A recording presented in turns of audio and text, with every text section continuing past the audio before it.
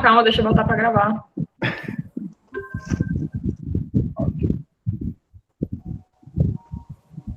Pronto. Começa, Alex. Então, Obrigado. gente, pedindo até perdão um pouquinho, porque a minha saúde hoje não está 100%, está mais ou menos seus 50%. Mas, enfim, pedindo a colaboração de todos, desde já agradecendo a presença de todos. Enfim, é um privilégio ter todo mundo de novo aqui, nesse segundo encontro de Férias com Espiral, e eu estou achando que está mais ou menos concordo, Mônica, seguindo mais ou menos um padrão, né? Até parece que não foi premeditado isso, né? Parece assim, a gente sempre escolhe um tema no Espiralizando, parece que o de Férias com Espiral está seguindo um tema, né? Também, mais ou menos, crianças, né? Em busca, na sua jornada, em busca de si mesmo, em busca de integração, enfim. Crianças no processo de individuação. Individuação, exato.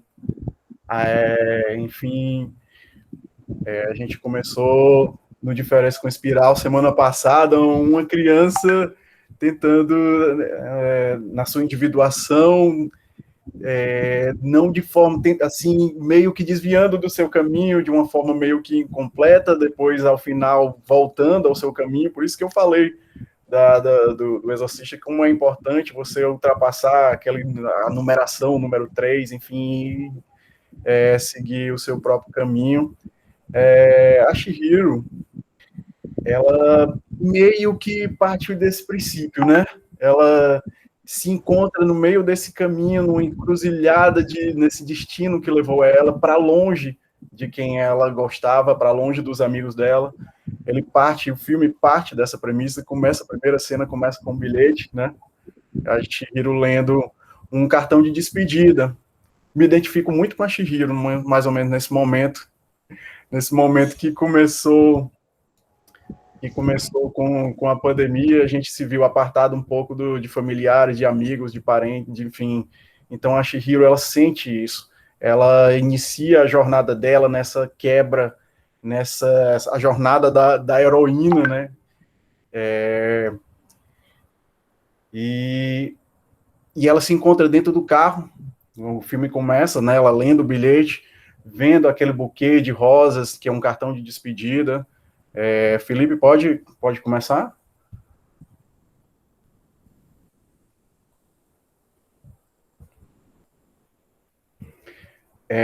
A Chihiro começa, enfim, depois ela lê o cartão de despedida dos amigos dela, e pode voltar, Felipe.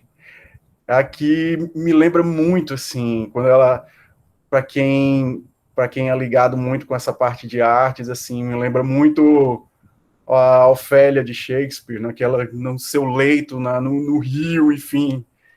Pode passar, Felipe. A Chihiro completamente melancólica, né? Chihiro entrando, uma criança de 10 anos, entrando dentro daquela sua jornada, na sua jornada de individuação, uma jornada que vai ser repleta de símbolos, repleta de simbolismos, uma jornada para dentro da própria estrutura mental dela. E o filme, o desenho, ele começa justamente nessa citação, uma citação que me lembra muito, assim que eu vi, por isso que é um filme, uma animação que você tem que ver várias vezes. Parece aquela história do Saint-Exupéry, do Pequeno Príncipe, né, que você tem que ler várias épocas da sua vida. E a última vez que eu tinha visto esse filme foi antes de entrar na psicologia, e agora, depois que você entra, sua cabeça vai fervendo, assim, de ideias, de simbolismos, de identificações, inclusive identificações com artes, porque quando você vê a Chihiro, você vê os pais da Chihiro levando para dentro da floresta, né, nas suas férias. Os pais da Chihiro, a mãe da Chihiro, na verdade, ela fala que está no meio do nada, né? Aqui realmente, como diz aqui, me lembra justamente essa passagem logo no início da Divina Comédia, quando o Dante vai entrando, fazendo aquela sua passagem, ó, no meio da jornada, da vida ao meio da jornada, tendo perdido o caminho verdadeiro, achei-me embrenhado na selva escura. Pois é, pois isso daqui me lembra muito a jornada do Dante Alighieri, entrando, né, fazendo a sua jornada, a jornada de individuação, a jornada do herói. Pode passar, Felipe. E a Chihiro é essa criança que está em busca da sua individuação. Ela perdeu as suas referências, tá tentando se encontrar. Você vê a Chihiro dando uma língua para a realidade. Na verdade, é porque ela como todo início de toda jornada, né, o que é esperado do herói é que ele passe por um processo de negação. Exato. Essa imagem é nada mais do que o momento inicial da Chihiro dizer, não, eu não quero mudar, não quero ir com meus pais, me mudar para uma casa nova, onde eu não conheço ninguém, o que é que eu vou fazer lá? Se todos meus amigos estão na minha casa anterior, e aqui quem é que me garante que eu vou me divertir, que eu vou poder crescer aqui? Isso. Né? Sair da acomodação da infância, né? É muito difícil para a criança. Exato. Todas as mudanças são desafiadoras. Lembra Coraline. Especialmente essas que te retiram mesmo de tudo, né? Uma viagem de sair de casa e ir para um outro lugar é mesmo assim tiro no escuro, é uma novidade assim que às vezes não é muito bem-vinda para uma criança. Isso. Pode ir passando. E os pais começam a adentrar aquele caminho, aquela jornada para dentro da floresta, né? Me traz inúmeras referências, né? Justamente essa do Dante, como eu falei, entrando dentro da floresta escura. E o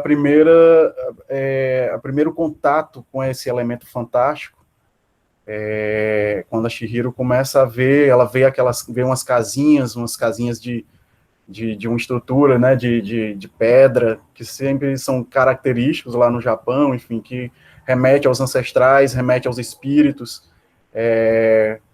e a Chihiro nota isso, e a mãe dela fala isso para ela, que aquelas são as casas do... O que são essas coisinhas? Então, a mãe, ela diz, são as casas dos espíritos guardiões. Pode passar. Não tinham antes, não, né?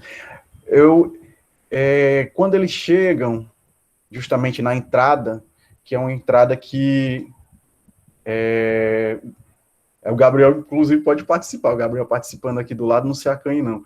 Por favor.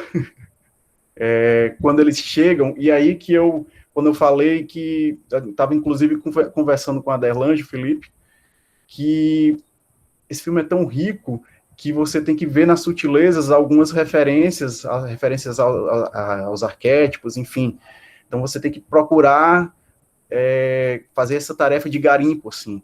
Quando eles chegam na entrada dessa estrutura, que é, na verdade, uma entrada de uma estação do metrô, né? E aí que eu tive uma sacada mais ou menos para a história pro Trickster.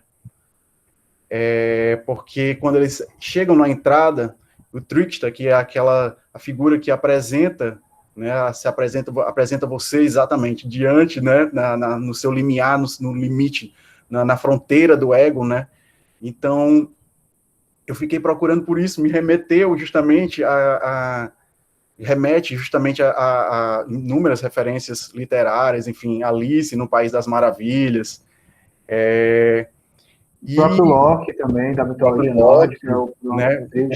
E outra coisa que vale salientar também, Alex, o Trickster é a primeira fase da jornada heróica, né? A primeira fase que o herói se encontra para ele poder se individuar, digamos assim. Exatamente. Né? O Trickster é esse momento inicial. E justamente essa figura, né? Uma figura sorridente, né?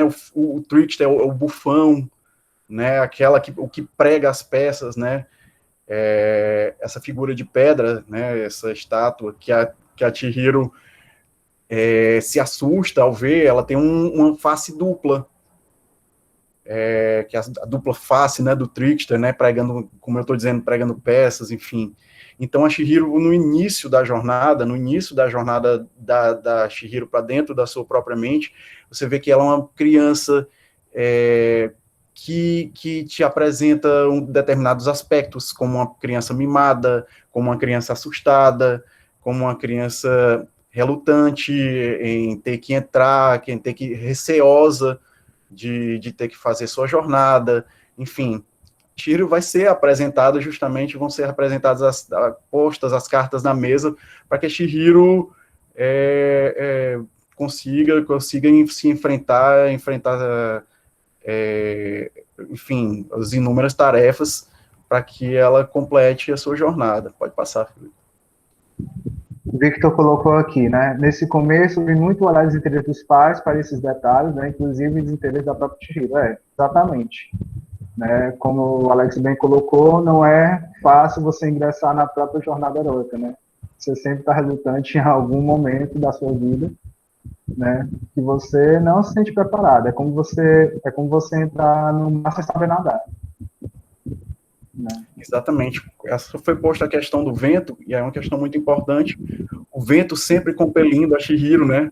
Soprando pelas costas, levando à frente, né? Aquele vento que, né? Como se o elemento o ar levando justamente a Chihiro para dentro da sua jornada mental. E aí eu vejo como uma estrutura, essa estrutura exatamente conduzindo. Exatamente, Pedro, conduzindo.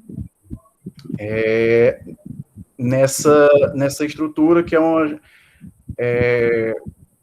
estrutura, uma estação de metrô, uma estação de espera, e aqui começa exatamente empurrando, compelindo, inclusive, você vê que quando os pais estão vindo, né, descendo para poder entrar no meio da floresta, o tempo, né, que é o tempo mental, aquela que simplesmente transgride justamente o tempo cronológico, como a gente acostumado, ele começa a se apressar, o pai se apressa, as circunstâncias se apressam, enfim.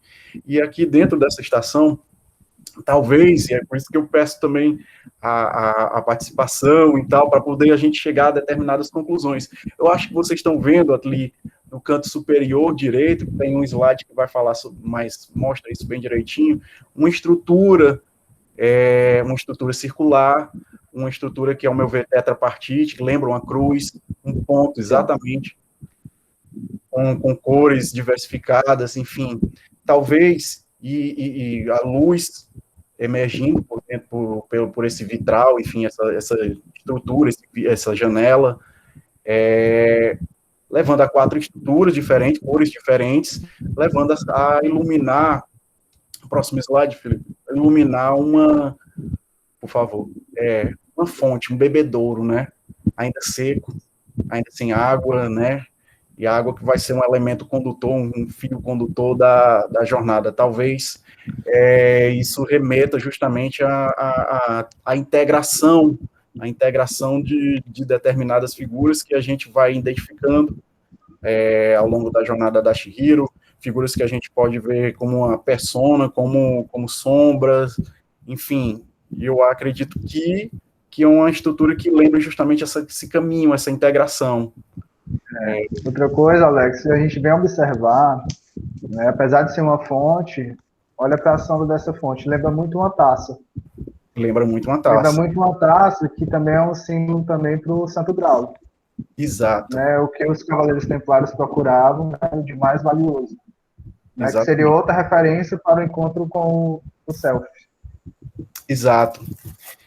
Né, e a figura circular, ela vai ser retomada ao final. Inclusive, a gente estava falando com a Derlange.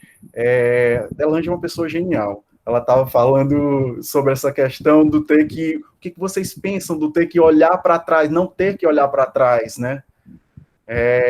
Eu estava assistindo esse filme pela enésima vez, hoje mesmo, e eu acho que eu liguei as pontas com relação a isso daí.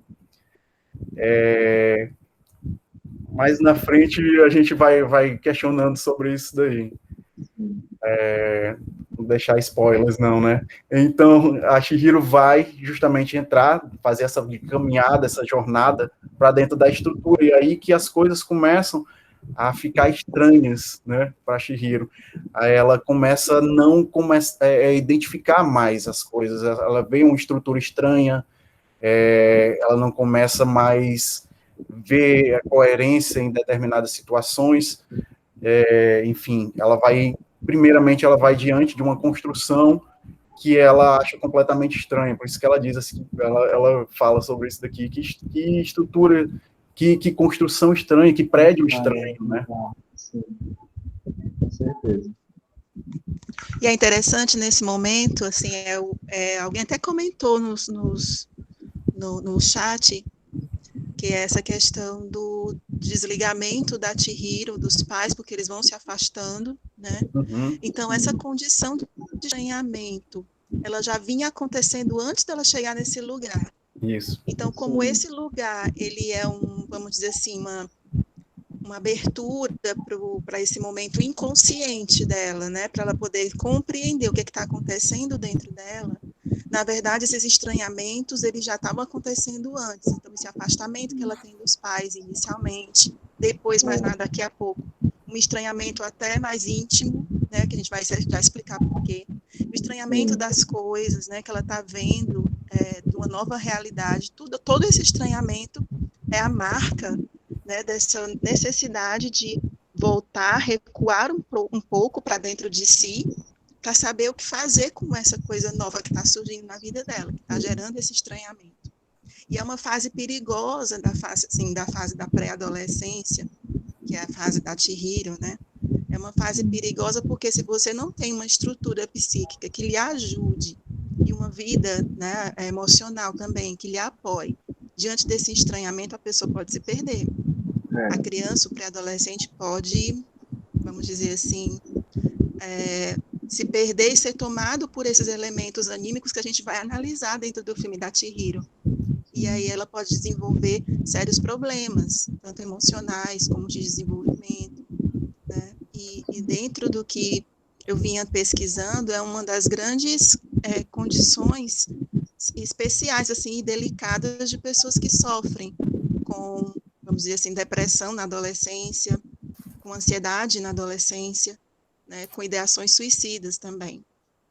Exato. Aí a gente tem essa figura aqui do Rato, né, que é o outro personagem protagonista da trama, né, que foi um personagem que gerou uma discussão entre nós três, né, a gente não sabia como identificar ele, porque ele tinha duas coisas interessantes. Ele tanto podia, na nossa mente, ser uma imagem anímica do Animus, né, do Animus da mulher, como a figura do Self, por conta desse resgate mesmo que ele faz da alma da psique da Chihiro, dentro do filme, né.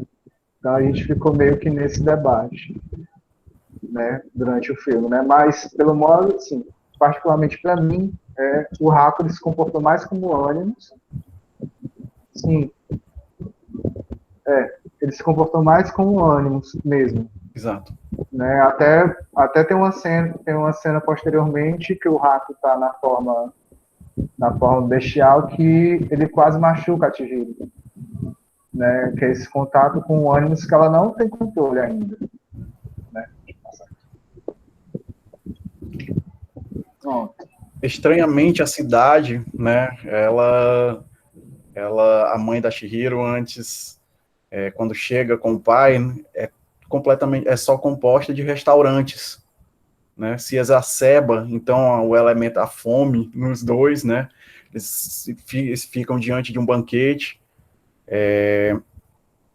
exatamente, e psicopompo, né, e aí que começa, né, essa transformação dos pais, os pais começam a comer demasiadamente, se comportam, na visão da Chihiro, talvez, né, o que ela vê, a forma como ela encara os pais, enfim, nesse desvio da Chihiro, nesse questionamento da Chihiro, enfim. Então ela vai estar diante desse elemento, nessa metamorfose, quando ela encontra, volta para depois do primeiro encontro dela, do aquilo que a gente acredita que seja o ânimos, né, que é o Raco, ela volta e encontra os pais já começando a se transformar em porcos. Que é outra coisa interessante, fala, desculpa. Não, assim, o Gabriel está colocando uma coisa que é justamente isso também que eu vou colocar. Não somente os adolescentes veem os pais com questões negativas, como na adolescência é o momento de discussão, né, de grandes diálogos e confrontos de pensamento, de ideologia. Então, nessa cena da Chihiro, quando ela encara os pais e vê os pais como porcos, eu me lembrei daquele nosso comentário, da pesquisa que eu estava fazendo sobre o filme, da crítica que possivelmente o autor teve de criticar esse mundo moderno, o mundo contemporâneo, o mundo capitalista. Então, eles estão entrando num mundo que, se você observa, o mundo da dona, né, da casa de banho, da Yubaba, é um mundo extremamente egoísta, comercial, né, e assim, que só visa outros interesses muito materialistas. Então, e como a Chihiro ela já está em estranhamento com os pais, porque não acredita que o lugar para onde eles vão é um lugar melhor, então isso já é uma diferença. Quando eles entram nesse mundo que eles praticamente, nesse comer daquela comida que não era para eles, aponta uma crítica como assim, que a pessoa que é levada por um mundo com outros interesses, que não os interesses que a Chihiro tinha, né, que são mais relacionados às suas necessidades, vamos dizer assim, de afeto, de amizade, mas são levados por necessidades de alimento, de sustento, de dinheiro, de posição. Isso tudo acaba sendo uma condição de conflito e de confronto entre a filha e os pais. Então, ela não tem mais essa identificação com os pais, o que é muito natural na adolescência, e por isso tantos conflitos entre adultos e adolescentes, justamente por causa dos questionamentos desses conceitos, dessas ideologias, desses pensamentos. Então, a imagem da Chihiro ter dos pais como porcos é uma total falta de identificação, é a quebra da identificação do adolescente ou da criança com a figura paterna e materna, né, que vai gerar esse confronto, esse afastamento, e vai fazê-la questionar, né, e descobrir o que de fato, né, mais na frente ela vai perceber isso, o que de fato ela tem em comum com os pais, que é bom ter, e o que não é bom ter, né? Só para colocar essa questão também. Outra coisa importante também em relação ao porco, né? A gente vê o porco nas próprias histórias simbólicas, né? Um animal associado, infelizmente, à poluição, um animal associado com aquilo que é sujo, com aquilo que é precário, né? Então, acho que foi uma sacada do Miyazaki quando ele foi fazer o filme, de colocar dessa forma, né? Não foi por acaso que ele colocou o porco como animal. E também a questão irracional, né? Se a gente pensar nesse lado moderno, contemporâneo, capitalista, ele é comandado, ele é um rebanho, né? Ele faz parte de um rebanho, ele não tem domínio sobre si, ele é controlado pela cobiça do comer, do ter, né? Então, como diria Zé Ramalho, vida de gado, infelizmente. Exatamente. Tanto é que a Chihiro, mais na frente, ela vai ter um sonho, não sei se você se lembra, ela sonha justamente com os pais completamente já transformados em porcos, né? Aquele rebanho, assim.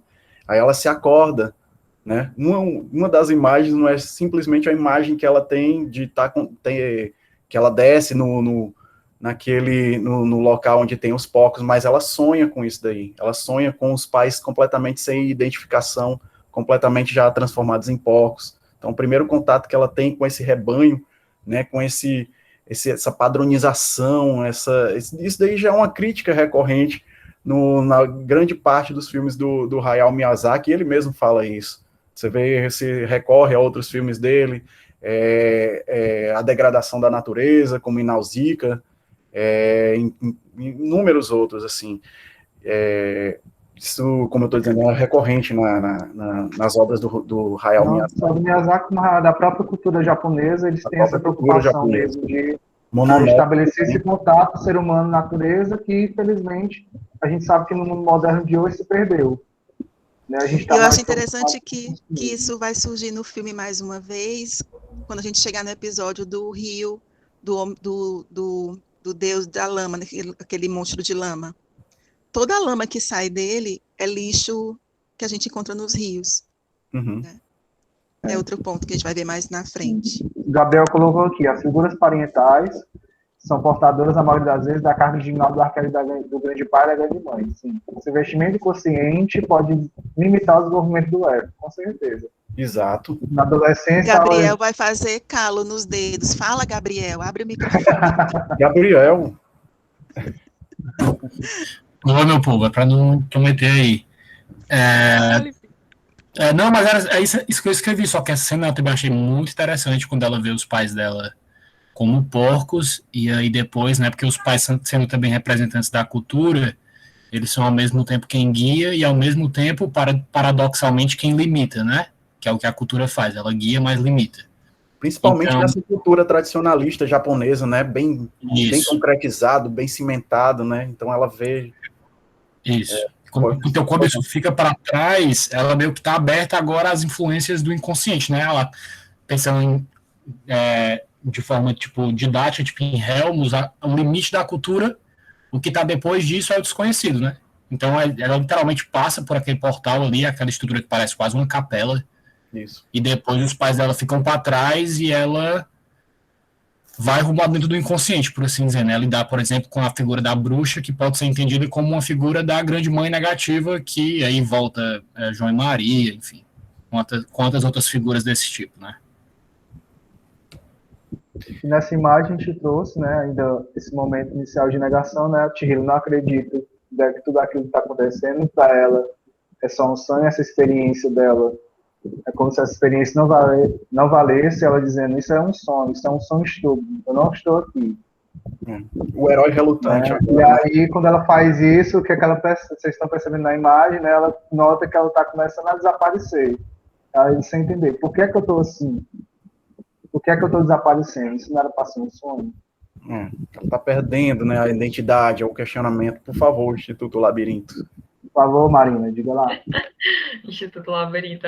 Sim, é porque quando eu vi essa cena, ela dizendo, né, é só um sonho, aí ela começa a desaparecer, né, interessante, é como se ela estivesse se confrontando com a sombra dela, mas ela não quer ver isso, e aí é quase como se, eu achei muito parecido com um processo psicótico mesmo, porque o ego começa a se meio que se desintegrar, a se esfacelar, e aí ela começa a desaparecer, né? Como se o ego dela, que é aquele complexo que é tão coeso, que tem essa característica de ser, de ter uma continuidade, né? De dar para justamente dar essa ideia de unidade, é como se ele começasse a se esfarelar todinho, justamente nessa cena que ela começa a negar isso. Perfeito. E quem mais que se confronta com o ego e que fica diante de uma determinada figura que vai apresentar a ela uma realidade, um toque de realidade com que que remete mais a isso, outro filme. Aí aquilo que eu consegui ver, que a gente conseguiu ver, que eu acho que está no próximo slide, né? Sei lá. Pode passar, Felipe. Uma coisa também que eu queria comentar sobre essa invisibilidade, né, que é essa questão do desaparecer. Tem um autor muito bom, que é o Bertrand, que ele escreveu um livro chamado Desaparecer de Si. Uhum. Né? E ele comenta dessas duas formas de desaparecimento, né, que o introvertido, ele tende a desaparecer quando ele se voltando para dentro, que é o caso da Chihiro, ele, quando tendo dificuldade de se confrontar consigo mesmo, ele pode passar por esse esfacelamento do ego, né? Então, ele é consumido pelos elementos interiores do inconsciente. E aí ele pode chegar para nessa situação psicótica, né? Em situações graves, né, também. E o outro modo de desaparecer é quando ele se deixa ser conduzido ou tomado pelo coletivo, né? Perfeito. Pelo coletivo externo, aí é já mais para pessoas que têm uma característica mais extrovertida. E ela é tomada pela consciência coletiva, e é perigoso também, porque é o que acontece muito hoje em dia, em que as pessoas não são mais, vamos dizer assim, elas mesmas, mas elas são levadas a ser conduzidas por uma massa, por um pensamento coletivo, e se perdem nele, né? Não são mais elas mesmas. Perfeito. Acabam desaparecendo, né? Isso, a persona coletiva. E aí, retomando aqui, a gente já falou sobre essa questão do troco de realidade que o Alex colocou, né? Aí temos essa cena do Raco trazendo essa pílula misteriosa, que se a gente lembrar, referência de outro filme bem famoso, Matrix, né? Morpheus oferece duas pílulas pro Neo, uma azul e uma vermelha, né? Vai que Miyazaki se inspirou aí também, né?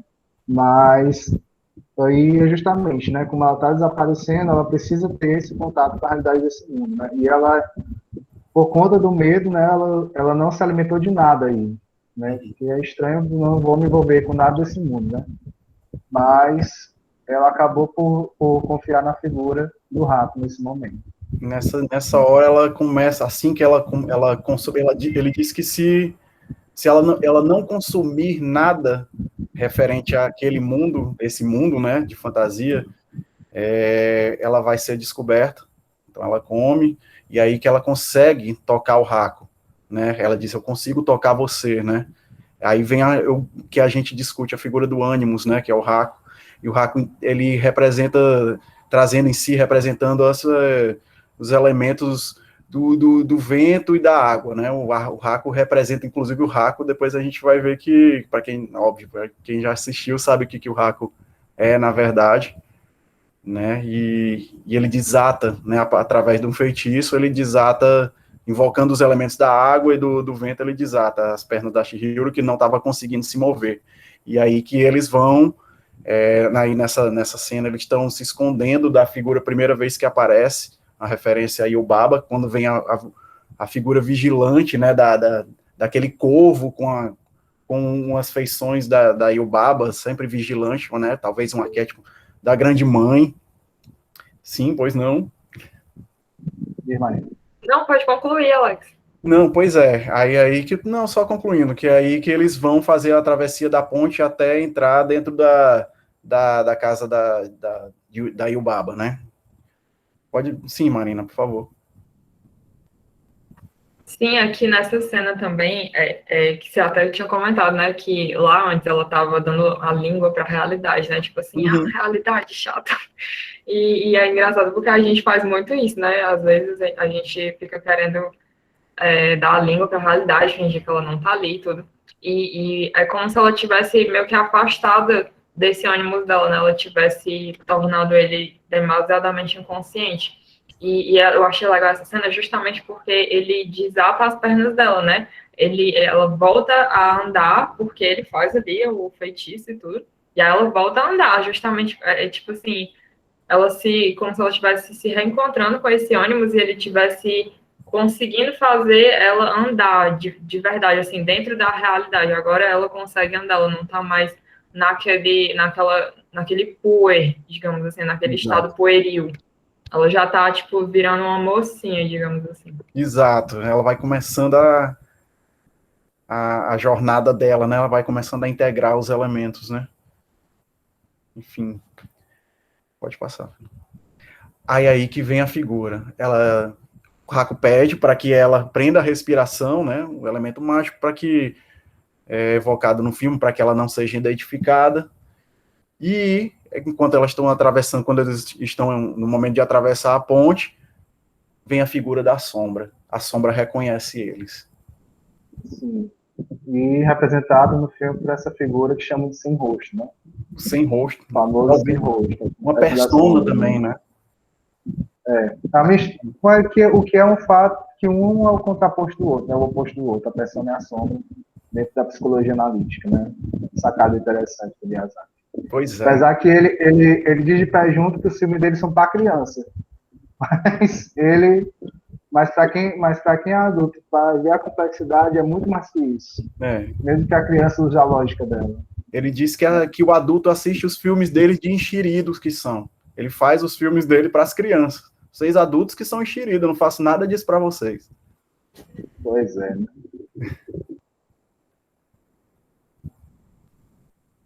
Só que ele esquece que a gente tem uma criança dentro da gente ainda. Né? É aí que tá. Sim, exatamente. Uma criança ferida. A Chihiro somos nós, né? Todos somos É. Chihiro, né? Sim, todos E são aí? Chihiro. E a questão que o Haku representa tanto, né, a figura arquetípica do Animus, que o Haku sabe quem é a Chihiro. O Sem Nome sabe quem é a Chihiro. Somos todos Chihiro. E ela, como é que você sabe o meu nome? É. Como é que você sabe o meu nome? E você me contou isso há um tempo atrás. Ele vai falar isso daí, tá aí. Pode passando. Me lembra muito esse afastamento também que, nesse momento, a criança tem da questão inconsciente, né? Ela teve acesso a esse mundo inconsciente, entanto, nesse momento de tanto estranhamento, ela não dá nem... É porque, assim, ela é tão inconsciente dentro do mundo inconsciente que ela não faz ideia da relação que ela já tinha com esse mundo. Então, ela não tinha como realmente reconhecer o Haku. Isso. Né? Ela vai reconhecendo à medida que vai convivendo e experimentando as coisas junto com ele. Vai integrando, exatamente. Esse reconhecimento, né? Com certeza. Essa cena agora, né, é porque o Haku disse que para ela poder estar dentro desse mundo inconsciente, vamos colocar assim, né, ela teria que arrumar um trabalho, né? O trabalho que o Haku sugeriu para ela, trabalhando com uma figura chamada Kamaji, né, que é o homem que trabalha nas fornalhas que dão a temperatura das termas da Yubaba. O velho sábio, quem sabe, né? O velho sábio foi outra coisa que a gente colocou também nessa figura do Kamaji, como também pode ser uma face também do grande pai também. Se a gente for parar para pensar. Né? Foi o modo como ele trata a Chihiro durante o filme também. Mesmo que inicialmente ele disse, não, eu não quero criança trabalhando aqui. O que é que você vai poder me ajudar? Eu já tenho assistente demais.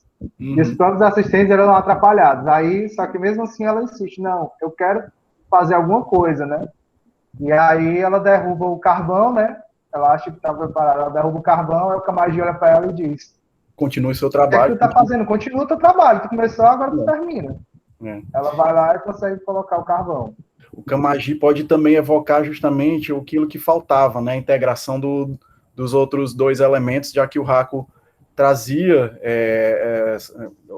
a figura os elementos água e ar, e eu vejo também muito nessa figura do Kamaji representando os elementos da terra e do fogo, né? Você vê essas fuligens, né? Trazendo esse carvão, essa coisa, aquecendo as fornalhas, né? E esse momento me lembra também o início do cumprimento das tarefas do herói, né? O herói precisa passar por tarefas. Ele precisa cumprir muitas tarefas, inclusive as primeiras são as mais terríveis, né? Vamos dizer assim, em termos de lidar consigo mesmo, né? Então ela precisa também dessas tarefas, né? É aquilo que vai ajudar no desenvolvimento. Não adiantava ela ficar nesse mundo sem fazer nada, só observando. Ela precisa atuar nele, né? Precisa agir. Inclusive, é a partir desse momento aí que o Kamaji disse, olha, então para tu trabalhar, tu vai ter que falar com a Yubaba, que eu não mando em nada aqui. Quem manda é a Yubaba. E aí tem esse primeiro encontro da figura da Chihiro com a grande mãe. A gente entrou, isso aí foi consensual. Diz, Gabriel. Não é só para fazer, tipo, esse paralelo interessante. Tipo, o reino do inconsciente é o reino da grande mãe. Que provavelmente mostra que ela ainda está numa relação, talvez, incestuosa com... Né, a grande mãe ainda tem um investimento muito grande nessa figura, de uma forma que ela domina o inconsciente, né? Sim. E a Chihiro ainda não aprendeu a diferenciar, né, o que é dela, o que é da grande mãe. Também, né? E o Miyazaki não economizou nessa grande mãe, né? Negativa e na outra também que aparece, né? O polo oposto. Ela é grande de grandes maneiras. É que a Chihiro toma o elevador, né? Junto com aquela figura gorducha, né? E a outra também, a assistente lá do Kamaji ali. E o fato também dela ter um bebê, ela tem um bebê gigante que ela fica, tipo, mantendo na posição infantil, né? Isso também é um traço da grande mãe negativa. Exato. A figura do Poe é Eternos também, né? E o massa é Basicamente, que né? a Zeniba, que é a irmã gêmea da Yubaba, ela transforma ele num rato, e ela fala, né? Ah, tá aqui, é pra você ter mais liberdade, né? Por favor, sem Elas fazem spoilers. essa... Queriam chegar lá. Ai, Calma, desculpa. Marina, calma, né? Explicando agora A gente essa chega lá. cena, né? Daqui para E amanhã a gente chega lá. a gente A chegando Chihiro aqui, né? toma. Quando a Chihiro vai falar com a Yubaba, né? Aí o Baba abre as portas para Chihiro, né? Você Sim, vê uma cena lindíssima, né? Que a Yubaba traz a Chihiro para perto dela, abrindo aquelas portas. E a Chihiro começa a conversar com a Yubaba, e a Yubaba vê o contrato, né? Você vai ter que trabalhar, ela começa a encher o saco da Yubaba. Enfim, ela é ainda aquela figura, aquela criança ainda mimada, enfim. Aí o Baba exatamente, né? faz aquele feitiço de tapar a boca da Chihiro, Sim, vê o nome dela. Aí quando ela vê o nome dela, o que é essencial e associar também é o próprio self dela, né? isso. O próprio self dela, né? É o nome.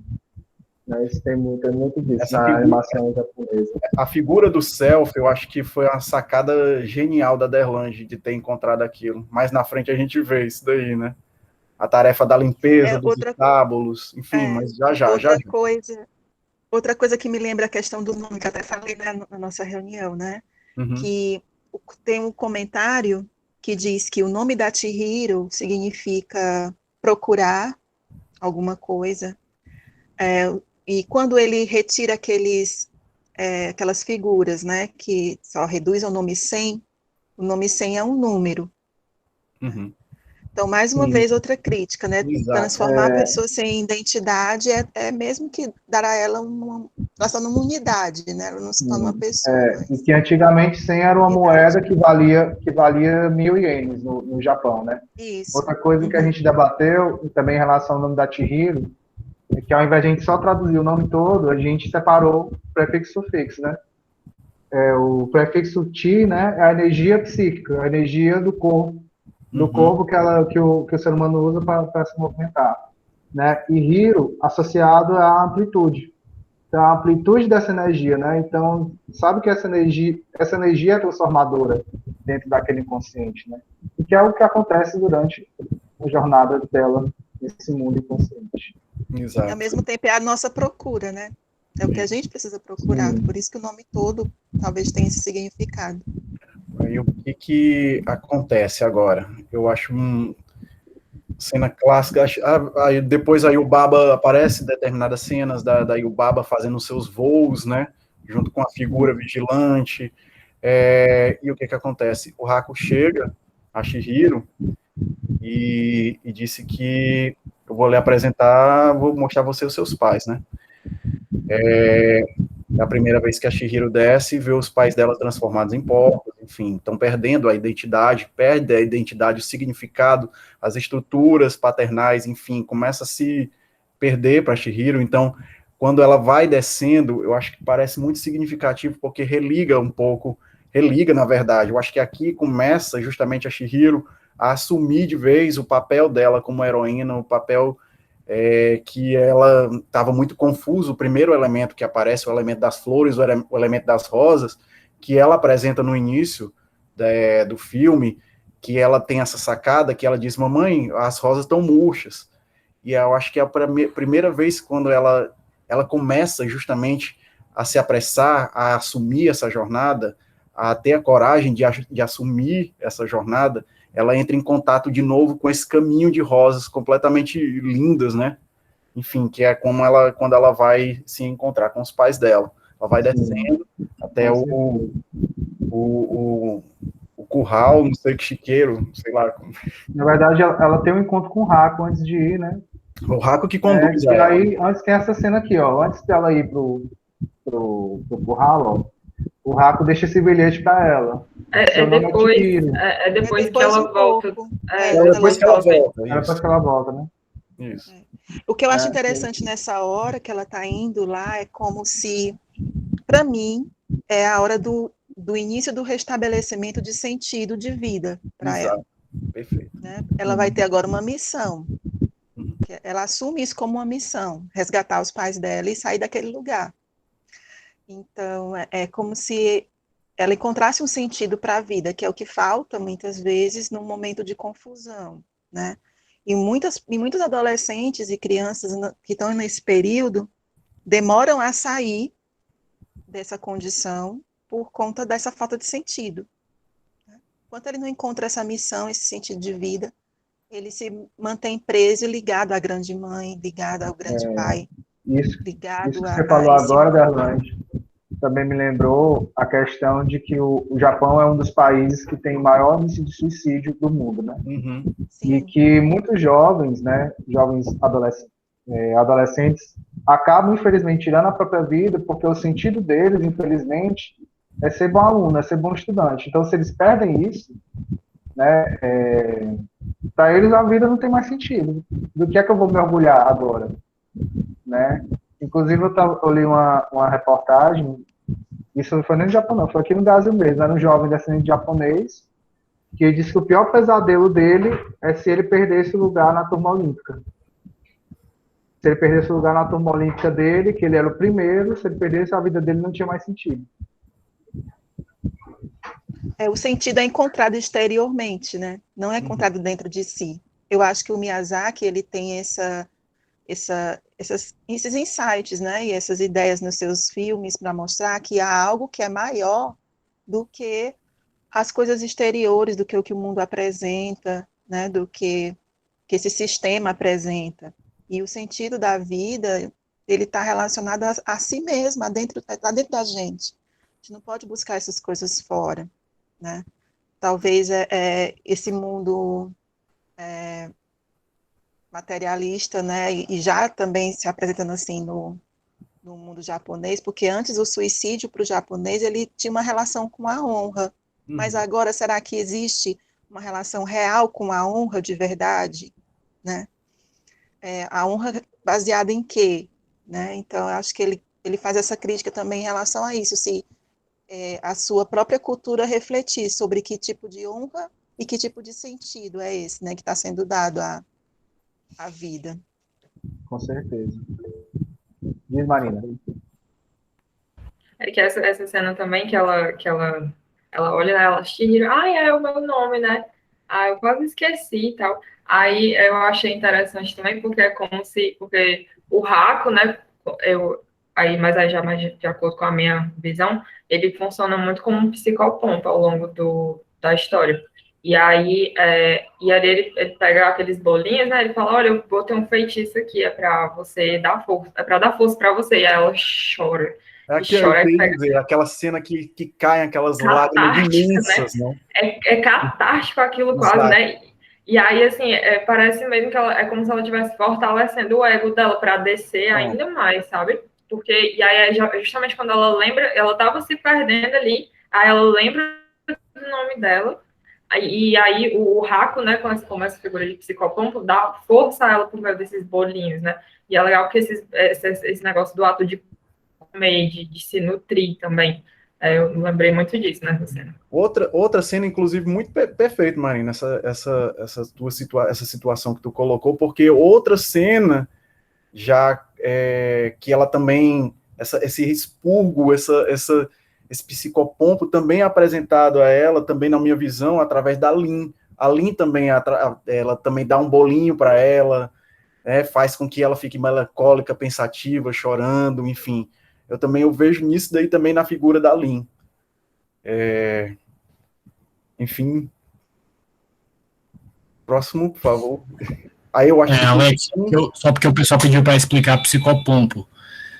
Psicopompo, pessoal, é um termo utilizado para explicar algum conteúdo, alguma figura na dinâmica psicológica que consiga ir do consciente para o inconsciente e de volta. Então ele consegue meio que viajar do inconsciente para o consciente, né? Tipo Hermes, por exemplo, é uma das figuras, né? É o mensageiro dos deuses. Então ele leva do realmo do inconsciente coletivo as mensagens para o realmo das pessoas, dos humanos, né? Então ele seria esse psicopompo.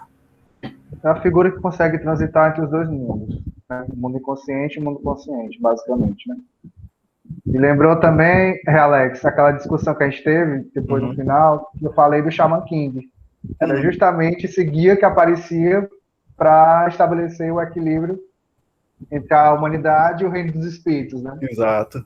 E vocês, não sei se vocês perceberam, quando ela come o bolinho depois, assim, quando a linha dá um bolinho mais na frente, em cenas mais na frente, talvez justamente essa figura do psicopompo que leva, né, transita entre os dois mundos, é quando ela come o bolinho e ela olha para baixo, assim, e ela vê o trem passando, né? O trem é o que leva, o que vai conduzir justamente de volta, fazer o caminho de volta enfim, para o fim da jornada dela. Enfim, aí que vem a história que ela já está trabalhando na casa de banhos, e o que ela vê? A figura da sombra, e ela convida, rosto, né? Isso, o sem rosto, que é a sombra, e ela convida a sombra a entrar. Aí que essa galerinha vai gerar as maiores confusões. Sim, exatamente, né? E ela estava preocupada porque ela achou que ele estava se molhando, ele ia ficar com a gripe, né? Não, tem que colocar ele para dentro de alguma forma, sendo que ela não tinha consciência nenhuma do que é que ele poderia representar para o modo de vida dela agora, né? E é justamente aí que essa figura da sombra que aparece, justamente por conta, que aí começa um ponto de virada crucial no filme, né? Que é a chuva, a grande chuva, né? A chuva que vai inundar tudo, vai transformar o terreno em um oceano, tudo em um oceano, né? E aí o Baba, quando volta, regressa do voo dela, né? Que ela sente que tá vindo algo, tá vindo aí, né? Ela nota isso daí. Algo muito, muito estranho, tá? Vai vir aí. É aí que vem a figura do monstro fedorento, né? O Self, né? O pagamento inicial que ela tem, ter deixado ele entrar, e aí, né? Pronto, como a Derlange sacou bem, né? A Chihiro, ela começa a se integrar, né? Ela começa a superar essas demandas, enfim, esses mimos, essa criança mimada. As condições da criança mimada, né? Sim. As condições da criança mimada, ela começa a já entrar nos outros estágios do ciclo heróico. Interessante que quando ela permite que a sombra se manifeste, vamos dizer assim, entre naquele mundo, é que tanto ela quanto os demais, né, participantes assim daquele mundo vão ter noção do que a sombra é capaz diante de um mundo como aquele, né, diante de um sistema como aquele. Então, tudo aquilo que ela identificava, vamos dizer assim, tanto nos pais como no mundo exterior, que ela pudesse se repugnar, que ela não queria para ela, se espelha nessa sombra, nessa figura sombria, né? Então, ele ganha uma dimensão, porque lá dentro ele é alimentado para isso. Acho que para ela justamente saber a dimensão do que aquela sombra poderia alcançar. E aí eu acho interessante em que em nenhum momento ela se assusta com aquilo, né? A gente já percebe que ela não é mais aquela menina medrosa que entrou com medo de uma estátua. Por que ela tinha medo de uma estátua, mas não tem mais medo daquele ser, né? Então já existe uma identificação, uma certa identificação ali, e ela sabe que pode lidar com aquela sombra, né, com aquele ser sombrio, e que virou uma coisa assim, um monstro, né? Mas ela sabe lidar com ele, né? Eu acho muito interessante isso. Uma coisa bem simbólica para esse desenvolvimento também foi o primeiro trabalho dela, né? Foi limpar a banheira para o próximo cliente, que é o que a gente vai mostrar no próximo slide, se eu não me engano. Um dos primeiros grandes desafios do Hércules. O limpar, essa tarefa recorrente, né? O limpar dos estábulos, né, de Hércules, uma das tarefas. O estudo dos estábulos, dos cavalos carnívoros. É tanta questão do self, né, que o trabalho da Chihiro foi justamente esse trabalho que foi posto a Chihiro, é o trabalho de limpeza, né? A Chihiro vai trabalhar na casa de banho, nesse trabalho de limpeza, enfim. E aí que chega justamente essa figura que eu achei muito genial por parte da Derlange, que teve essa sacada, que é justamente a figura do self, né, além do trabalho de limpeza do self que a Chihiro vai fazer. Não, enfim. Lembro Jabba, né? Jabba the Hutt. Eu achei parecido foi com o Muk, aquela gosma roxa do Pokémon. Vixe, também. Aquela gosma gigante, igualzinho. Que fede que é uma beleza. Aí que a Chihiro descobre justamente que tem uma coisa estranha quando eles estão lavando, o monstro está tomando banho, né? E ela descobre que tem ela diz um espinho encravado nele, uma coisa. Aí o Baba disse, não é só, esse daqui, ela percebe, isso daqui não é um monstro comum.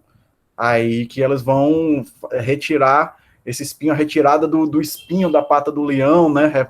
Aquela fábula, né? O ratinho tirando o espinho. E que vai expurgar, né? Vem esse elemento de expurgo, né? Do self. Enfim, tá recorrente no filme, vai ser recorrente, vai acontecer no sem nome, no sem rosto também, né? Expurgar. Me lembra também o expelir, né, da Regan no Exorcista, enfim, não sei se o Gabriel concorda com isso daí também, né, o expelir trazer as vísceras, né, a podridão, enfim, o expor, né, e que no final o monstro não era um monstro, na verdade, né. O Victor fez uma pergunta aqui, disse assim, eu achei curioso isso de a sombra faz repertório apagamento com contribuição para a entrada. Se tem alguma interpretação psicológica também, assim, ao meu ver, eu acho que é justamente esse começo da identificação mesmo, porque a sombra, quando ela chega para o nosso ego, ela quer ter domínio sobre nós. Né? Então, na mente da sombra da Chihiro, pronto, se ela está me deixando entrar, então eu vou poder dominar em breve. Né? O que ela não contava depois é que a Chihiro tinha esse domínio. Pronto, aqui é a face do monstro de lodo, né? Que era o famoso. Mas só mais uma coisa em relação a isso que o Victor perguntou, eu acho que também tem a ver com aquela coisa de como se ela fosse vender a alma dela pro diabo, né? Também. E aí ele fica tentando ela, né? Enche a mão assim de ouro, né? E fica tentando entregar para ela. E ela, não quero. Do Cristo, né? E ela não aceita. Que funciona aquele sistema, né? Ele está agindo de acordo com o sistema que ele está inserido. E ela não aceita, ela não quer aquilo, ela não tem essa ambição. E aí ele estranha, e ele começa a devorar todo mundo, a causar um pandemônio ali, para ela aceitar, e ainda assim ela não cede a ele. É muito interessante isso. É muito boa. Aqui é a face do espírito do rio, né? Que se revelou o espírito ancestral, que a gente associou com a figura do self mesmo, né? Essa figura até do velho sábio. Me lembrou, a face dele me lembrou o mestre Uguay do Kung Fu Panda, igualzinho. Parece. Né? Igualzinho. Né? Mas que é como se ali a Chihiro já tivesse, assim, digamos, já concluído esse reconhecimento do self, né? E agora ela tinha uma visão mais ampla daquele mundo consciente. Ela não ia mais se intimidar tanto. E eu acredito que isso tenha feito também a diferença para o confronto dela com a sombra também, que ocorre em seguida. Né? Isso que a Marina já pontuou. A sombra exatamente. Aí é que é quando o ser, né, o Deus, enfim, vai embora, ele deixa esse bolinho que vai servir para Chihiro completar suas tarefas, uma das suas grandes tarefas, né, mais na frente. Enfim, pode passar. Aí que eu falei, a linha apresenta para Chihiro, traz de novo o elemento, a alimentação, né? A Chihiro se alimenta, aí ela prova até o bolinho, aquele bolinho anterior, né? Que ela enjoa, enfim. Mas eu acho que esse bolinho de arroz, eu acho que é um bolinho de arroz, não sei o que é isso. Parece um bolinho de musgo, não é de arroz, não. Tem gente que conhece isso como bapau. Eu conhecia isso como bapau, o nome disso. Mas sabe o que é que me lembrou isso aí também? Lembra do Georish, do Harry Potter? Também. Igualzinho. Igualzinho. Apesar que a tendência aí não é você usar para entrar na água, mas o formato lembra mesmo. Sempre nessas histórias lendárias tem o alimento dos deuses, né? Isso. Esse alimento são para os espíritos, né? Eu me lembrei também do Senhor dos Anéis, que tinha o pão élfico. O Lembas. O Lembas, né? Que você comia era e esse alimento, ele é específico, ele tem aquilo que a pessoa precisa. É isso, na verdade, que eles sempre trazem, né? Essa ideia. Aí é a questão do psicopompo, né? Que a gente tinha trazido, aí aparece o trem, né, que faz o caminho de volta. Isso. Aí que começa, a sombra começa a se alimentar. A sombra traz tudo aquilo que a Chihiro está tentando justamente na sua jornada, está tentando integrar, está tentando ultrapassar, enfim. Superar, na verdade, né? Superar essa imagem que ela já tinha, que começou a superação a partir do reconhecimento do self, né? Isso. Que passou a partir do reconhecimento do self, né? E a sombra, né? É esse elemento que vai alimentar os prazeres do mundo inconsciente, né?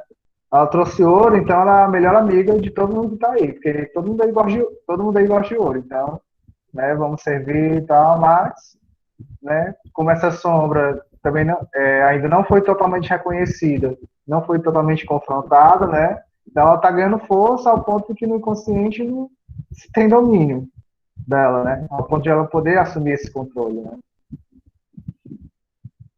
Aí que o slide anterior, né? Que Sim, aqui já é o confronto mesmo, é porque ele paga inicialmente, depois ele tenta pagar de novo. Não, mas antes a Chihiro ela volta, né, para casa, né, onde ela se hospeda lá, enfim, ela vê a figura do Haku, não é?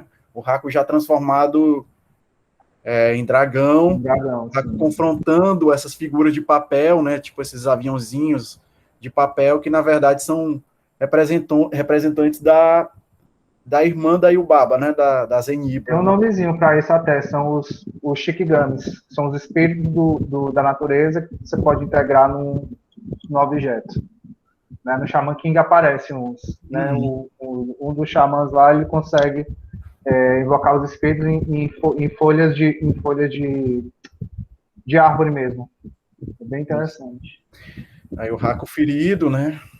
E o Haku ferido entra, depois vai se dirigir aos aposentos da Yubaba, e a Chihiro se preocupa com isso, então ela vai ter que ela faz? Ela vai subir mais uma vez aos aposentos da Yubaba para tentar salvar o Haku, né?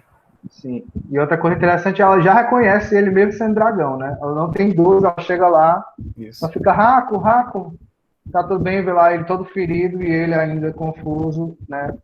Tendo o estado do ânimo selvagem também, né? Ela consegue levar ele lá pro Kamaji e usar o remédio que o espírito do rio do sábio deu para ela, né?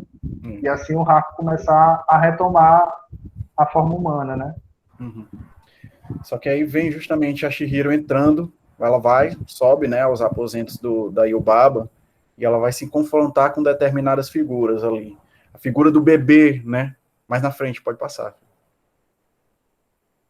A volta, né? Ela recusa antes, né? Ela recusa o ouro de tolo, né? Do sem face. Aí ela vai subir, isso, da sombra. E é que ela encontra a figura do bebê, né? Esse puer, esse bebê de forma superlativizada, né? Essas figuras de dimensões extravagantes, enfim. E o puer Eternos, exato. É muito interessante que depois que ela vai ser confrontada, ela vai entrar em contato com essas estruturas. Também penso dessa mesma forma, Victor. Que vai ser apresentada a figura da Zeniba, irmã da Yubaba, e ela vai atuar de forma a diminuir as dimensões dessa criança, né? A criança começa a diminuir e ela diz, agora sim, você vai ter mais liberdade. Você fica até pensando assim, como que vai ter mais liberdade, né? O tamanho daquele, não vai ter liberdade para fazer o que quiser, mas ele diminui essa figura, né? Esse puer. Seria a famosa início de castração, né, desse bebê. Perfeito. Simbolicamente falando. Mas é porque o Vitor tinha feito uma pergunta, que ele perguntou se o fato de a Yubaba estar no alto da torre e o Kamaji se localizar no porão tem algum aspecto arquetípico da mãe e do pai? Eu acredito que sim. Assim, se o Kamaji realmente tiver essa postura, essa posição de uma figura paterna, nesse aspecto eu penso nele mais como aquele grande sábio, que você precisa mergulhar nas profundezas para adquirir a sabedoria que ele tem. Né? Então, nesse sentido, a mãe, ela está no topo porque ela é vigilante, né? Aí ainda mais a mãe controladora, né? A mãe controladora é aquela que vigia, por isso que ela sai para fazer a ronda, né?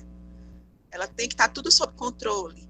Então, já não, o velho sábio, a posição do avô, né, do grande pai sábio, é você que tem que ir até ele buscar essa sabedoria. Então, ele está nas profundezas, né? Ele que aquece o desejo e a chama pela sabedoria, ou pela proteção, ou pela busca de algo que o alimente nesse sentido, de conhecimento, né? Mas, e que também possibilita as saídas, as possibilidades, mas ela tem que mergulhar, ela tem que ir lá no fundo. Né? Outro aspecto interessante do bebê, voltando para a questão do bebê, é que como tudo se diz assim, nesse filme, né, diz respeito a Chihiro, ela encarando o seu lado infantil, né? Então, é aquele lado, assim, por nada, Vitor. É aquele lado, assim, dela que era o terrível quando a gente começa no início do filme, né? Extremo da menina mimada. E o bebê reflete tão bem isso, assim, esse lado mimado, que ela mesma não suporta, né? Ela tem que enfrentar, e por isso que a diminuição é como o Felipe colocou, essa castração. Ela reconhecendo, né, que é preciso diminuir esse lado infantil para crescer. E essa liberdade é justamente isso, né? Esse crescimento, essa compreensão de que, de algum modo, ela vai se libertar de algumas coisas, ela precisa diminuir essa questão do orgulho, do egoísmo, né? Que são as características dessa fase mimada. E ainda tem a questão também, Darlange, do fato de como ele ser um bebê, né? É como se aliás, a mãe preserva essa imagem de bebê. Se eu vou ser um bebê, se eu vou ser amamentado, se eu vou ser mimado a vida toda, para que é que eu vou sair crescer, da minha né? zona de conforto, né? Para que é que eu vou sair, né? Então, a mamãe está me criando desse jeito, para mim é muito cômodo, né? E aí o Baba preserva essa imagem dele, né? Pode continuar aí, gente. Pode passar, porque tá tendo um barulho aqui, vai ter o confronto, aí a Zeniba, né?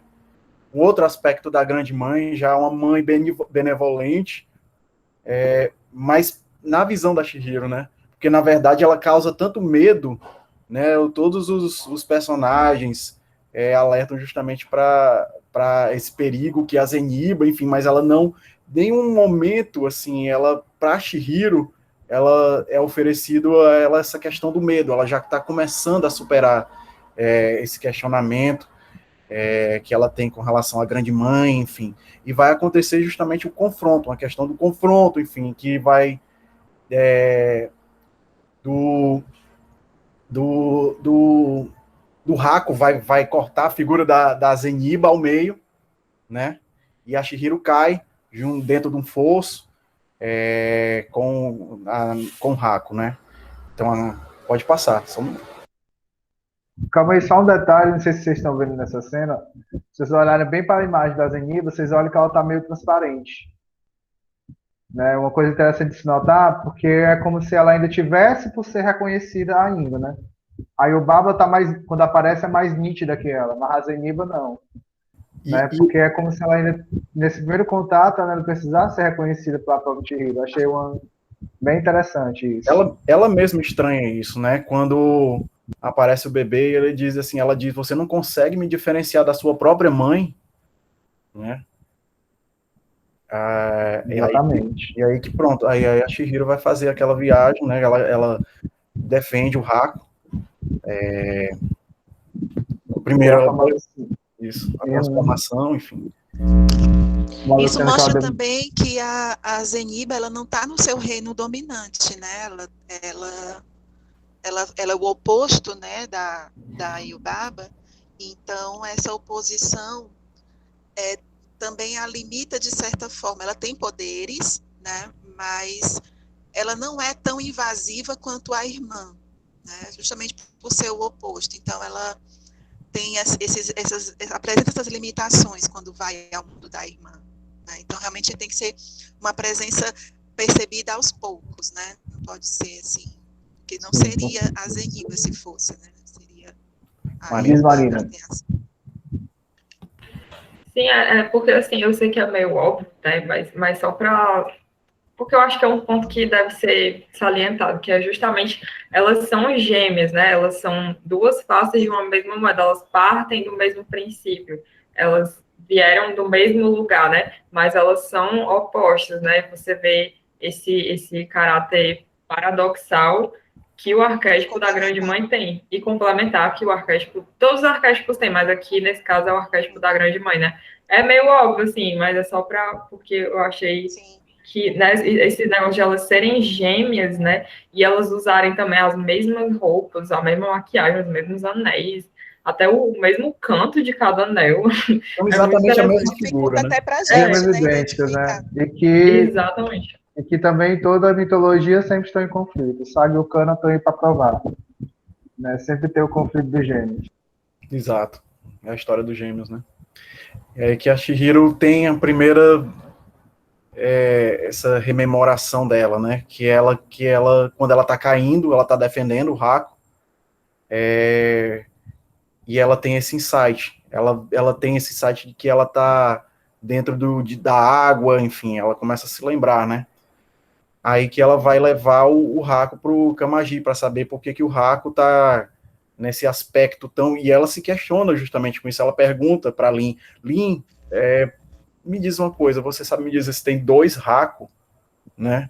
Porque um para mim é extremamente gentil, cuida de mim, e o outro é uma figura completamente fria, né? Então ela vai ver o porquê que o Haku tá passando por esse aspecto animalesco agora, né? Quando ela vai levar ele pro Kamaji, eu acho que deve ter isso. Não pode passar, filho. Que é aí que vem a questão do selo da Zeniba, né? Que estava dentro. Ela dá o bolo que ela tinha conseguido, né? Aquele bolinho que ela tinha conseguido resgatado da figura, né? Do monstro de lama já transformado, que ela ajuda, né? Que na verdade é um deus. Ela pega o bolinho, entrega, força o Haku a comer e o Haku expele essa estrutura aí, né? Que é um selo que pertence a Zeniba, que foi usado justamente junto com esse verme, né, para poder controlar o Baba, né? Isso. O aspecto negativo da grande mãe é para controlar o Haku. O verme, né? Exato. Pode passar. Pois é, aí que vem o Kamaji falando, justamente enfatizando essa questão do feitiço que o Haku expeliu, né? E aí que vem a jornada da Chihiro já um regresso, né? A Chihiro já começa, ela vai subir, ela vai fazer essa viagem de volta, né? Já para poder confrontar a sombra dela já completamente superlativizada lá em cima, né? Que o Sem Nome já está comendo. Daí, como a Lin chega e diz assim, por que está acontecendo isso? Você não consegue entender, não, você é amor, né? Pode passar. E a Chihiro vai confrontar a sombra dela. Todo mundo está assustado lá em cima, mas em nenhum momento a Chihiro já apresenta esse aspecto de confronto que ela tem. Uhum. Sim, o adoecimento do anjo. O adoecimento do anjo de uma pessoa, porque pensando a partir da cena anterior com o Rafa. Sim, pode. Inclusive pode ser de uma pessoa que se identificar tanto com o ânimos que ignora a outra parte. Ignora o que ela é também. Né? Aliás, tanto a figura do ânimos como da ânima pode adoecer mesmo a pessoa, se a pessoa não souber lidar. Com certeza. Chihiro vai fazer a sua viagem, né? Ela vai sair da construção, vai sair da estrutura do prédio, né? Para poder fazer essa viagem de entregar o selo que pertence a Zeniba, né? Ela vai tomar o trem, enfim. Mas antes ela vai confrontar essa sombra e ela vai entregar justamente não dá nem para ver no filme o que ela. Na verdade, é porque é o seguinte, ela separa aquele remédio que o bolinho, né? Espírito Rio deu para ela separa em dois. Aí uma parte ela dá pro Raka, a outra ela dá para a sombra. Isso. Né? E aí o interessante também, né? Meio óbvio também falar isso, mas como foi ela que trouxe ele para dentro, só ela podia confrontar, porque ninguém estava conseguindo, né? O pessoal estava ainda perdido pela imagem da ganância, né? Que o espírito proporcionava, mas agora com medo não sabia o que fazer. Né? Então, cabia a Chihiro ter esse confronto com a sombra dela também. A sombra apresenta tudo aquilo que a Chihiro confrontava, né? Ele apresenta ouro, ele apresenta comida, né? Enfim. Na verdade, todos os aspectos, vamos colocar assim, entre aspas, negativos, né? Que ela apresenta inicialmente, só que com o passar do desenvolvimento, né, esses aspectos queriam retomar o controle dela, né? Mas que ela conseguiu, já no estado que ela se encontrava, né, ela conseguiu confrontar essa sombra. E aí ela vai fazer o aspecto ela vai entregar o bolinho e a sombra vai expurgar isso, né? Mas vocês viram que logo antes de ela entregar o bolinho, ele fala assim, você quer ouro? Eu não vou mais fazer ouro nenhum. Aí, assim, vai como se a sombra, né, tivesse já entendido que ela não vai ser seduzida por isso, aí tivesse partido para o fight, né? Tipo, não, agora você não quer na diplomacia, pois vamos pro fight aqui. Eu sou a sombra mesmo. Extremo da dominação, já. Exato. Eu sou a sombra mesmo, né? Quer se impor mesmo sobre ela. E o interessante é que aí ela vai pelo lado da purificação, né? Ela entrega o bolinho como essa tentativa, né? De alimentá-lo e ao mesmo tempo fazê-lo mudar. E aí ele consegue colocando tudo para fora. E acho interessante como ela aprende com aquele lado sombrio dela, né? Aquilo que ela não pode buscar, né? Porque como ele se refere ao lado sombrio dela, então ela entende que ele naquele sistema não presta. Ele tem que sair de lá. E tanto que quando ele tá perseguindo ela, né? Vomitando, o que foi que você fez comigo? Você vai ver, né? Ela chega lá fora e diz, ele precisa sair de lá, né? Ele precisa sair da casa, porque por causa da casa é que ele ficou daquele jeito. Então ela mesma percebe que esse lado sombrio dela não pode conviver com esse tipo de sistema, né?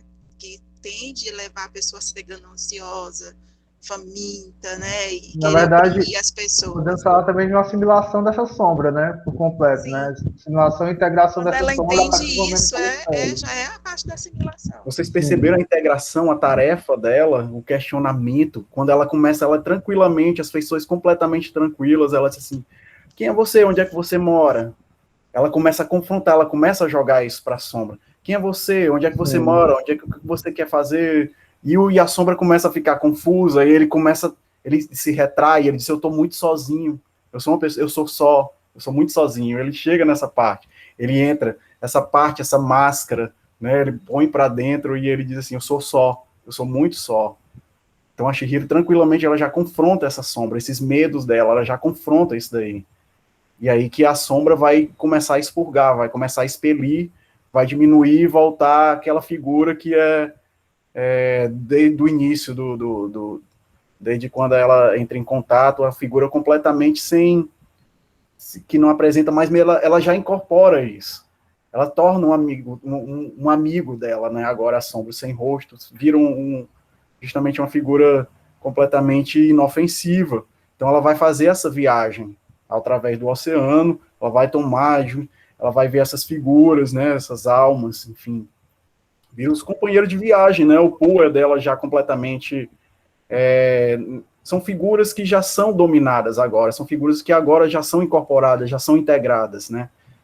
O Pua inofensivo, a figura da grande mãe, representada pela Zeniba, também transformada numa espécie de mosca, né? Também diminuída, a sombra completamente dominada, enfim, ela vai fazer esse regresso para o outro lado da mãe, né? Entregar a tarefa dela, completar a tarefa dela, que é entregar o selo a Zeniba, né?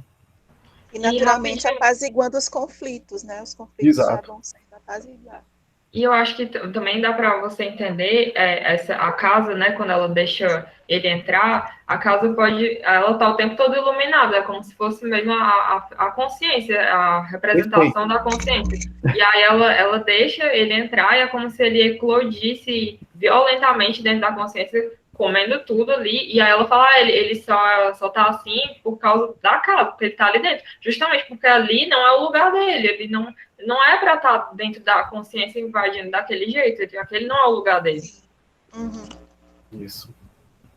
E aqui é importante salientar também é quantos de nós aqui, né, como é que a gente tem lidado com a nossa criança interior, essa criança animada, quantos de nós estamos realmente em contato com a nossa sombra, como é que a gente tem lidado com isso, né?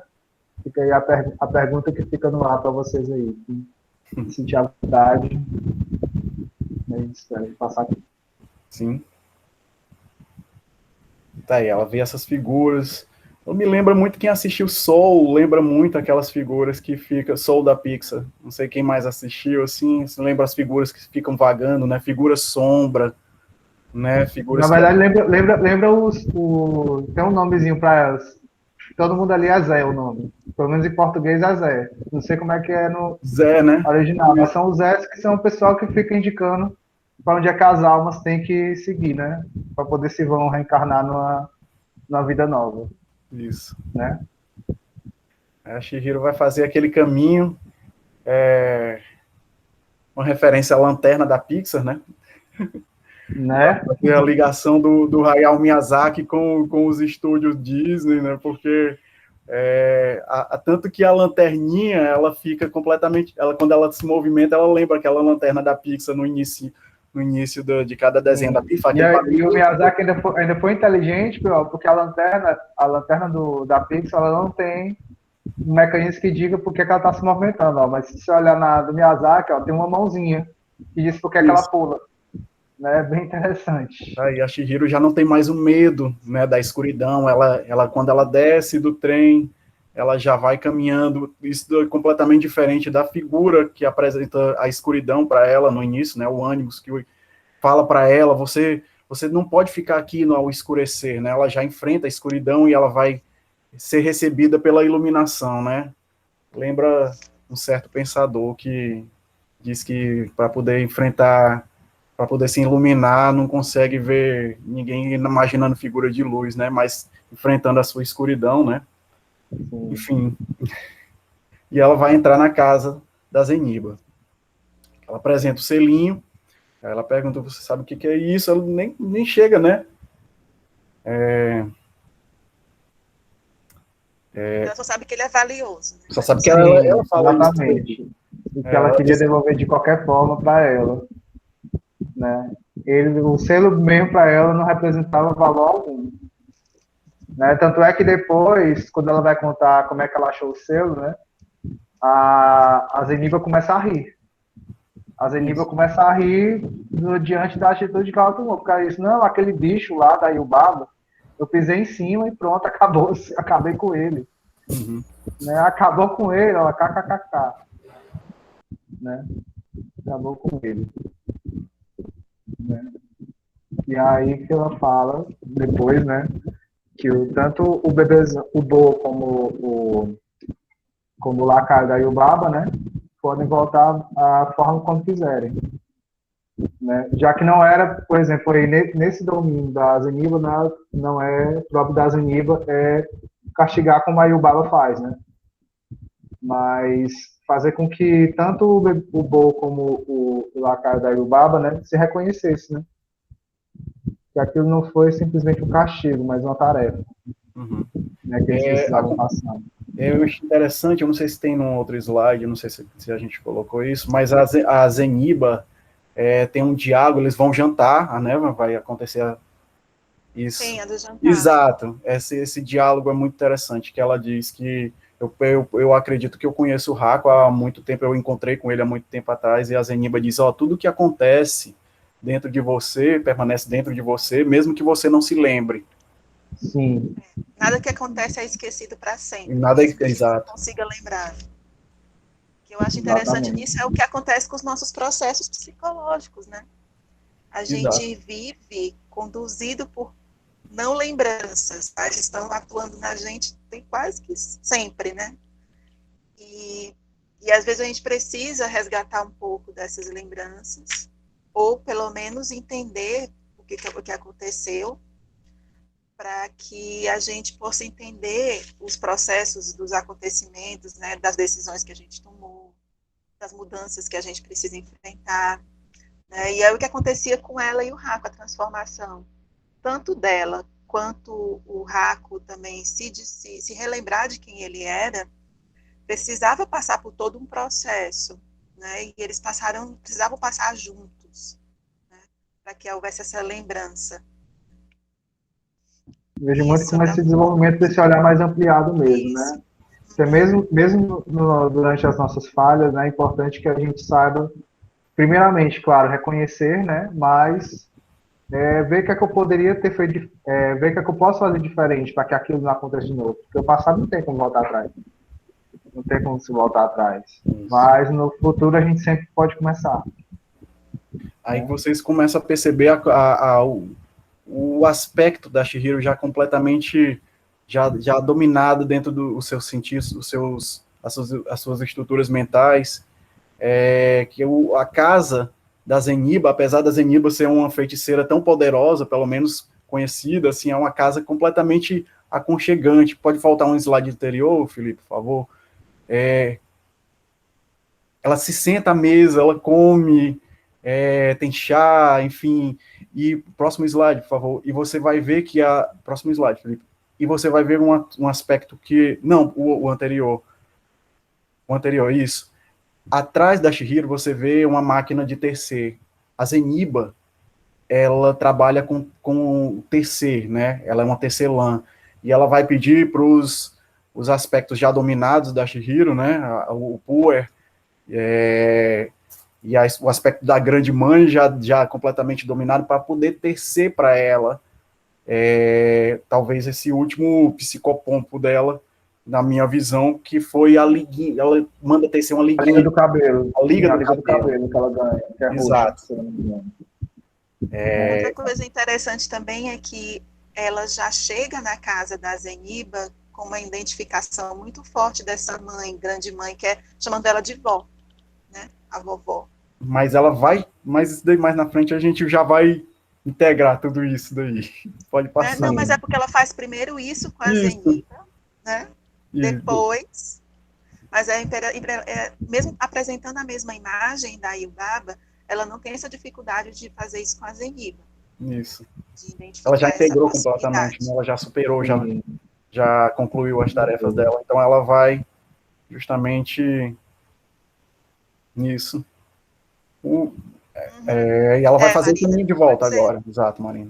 O famoso, pronto, uma ótima referência a isso que a Marina colocou, é o famoso fio de Ariadne, né? É o fio de Ariadne que usa para se orientar no labirinto. Né? Aí ela vai fazer o caminho da volta, né?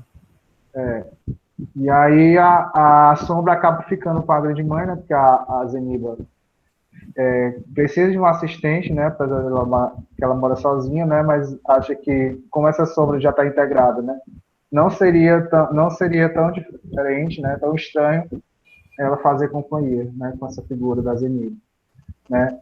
E aí, com a conhecimento da de mãe, a Chihiro também se sente livre para contar para a Zeniba qual é o nome verdadeiro dela, né? Ela não é um número agora ela se reconhece. Eu sou Chihiro.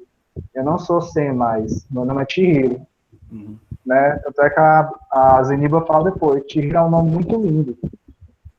Né? Mantenha ele, né? Sim. Cuide dele, né? Ela fala isso agora. Cuide de si agora, né? Sim. Aí ela vai fazer o caminho de volta, vai voar nas costas do Raco, e ela vai apresentar ao Raco o verdadeiro nome dele. Eu acho que é o próximo, né, Felipe? Não sei. Tá aí. o começo, né? Começa daí, né? Que quando ela tá montada nele, ela começa a ter a recordação do nome dele quando encontrou com ele a primeira vez, né? É. O primeiro nome dele é Curraco, né? Que a gente foi dar uma pesquisada para saber o que era, né? O primeiro significado tinha dois, né? Tanto pode representar o âmbar da alquimia como laranja, né? Só que aí eu fiz o mesmo processo também que eu tinha feito com a Chihiro, né? E pode significar também o caminho branco da luz. Olha que interessante, né? É. Não tão estranho que ele tenha sido esse guia literalmente para ela, né? Dentro desse mundo inconsciente. Um movimento espiral ensinando vocês noções de japonês, galera. Né? Tipo isso. O nome dele é Nigi Hayama Kohaku Nushi, né? É isso aí mesmo. Uma das cenas mais lindas do filme agora, né? O clímax do filme. Quem é que tá sem som? Opa. Qual foi a última coisa que tu ouviu nisso? Isso? Nesse. Talvez seja a internet dela. Talvez. Sim, aí, pois é, uma das cenas mais lindas do clímax do filme, né? A cena das escamas, né? Sim, as escamas se deteriorando, né? Que lembra também muito a Bela e a Fera, né? Quando o príncipe vai voltar, né? Se reconhece novamente como ser humano, né? Ele estava preso a esse aspecto bestial, né? No caso do hacker, ele precisou realmente da ajuda da Chihiro nisso. Foi a partir do momento que ele lembrou quem ele era. Ele lembra, ele começa a narrar para ela que se lembra agora, que foi quando ela mesma fala, né? Ela disse que a mãe dela, os pais dela contam que ela caiu no rio e ela se lembra que perdeu um sapato. Talvez remeta a alguma coisa quando ela entra nos aposentos do Kamaji pela primeira vez, as fuligens guardam o sapato dela, né? Ele diz que não, você não pode entrar de sapato, né? Acho que ata as pontas, né? Volta ao início. Então ela se lembra que aquele sapato, aquele tênis que ela perdeu no rio, né? Que quando ela caiu no rio e o Haku resgatou ela. Aí ela conseguiu completar a jornada dela. E também nessa hora que ela fala o nome dele, pelo menos todas as vezes que eu assisto, eu tenho essa impressão que na hora faz um barulho como se estivesse se quebrando, né? Alguma coisa assim, Vidro, quase como se tivesse. Um vidro, tipo isso mesmo. E aí parece que como se ele tivesse se descristalizando daquela forma engessada que ele estava inconsciente, né? Agora ele não é mais aquela forma endurecida, né? Agora ele já está numa forma mais fluida, né? Ele sabe quem ele é, ele não está mais naquela mentira ali que ele estava engessado.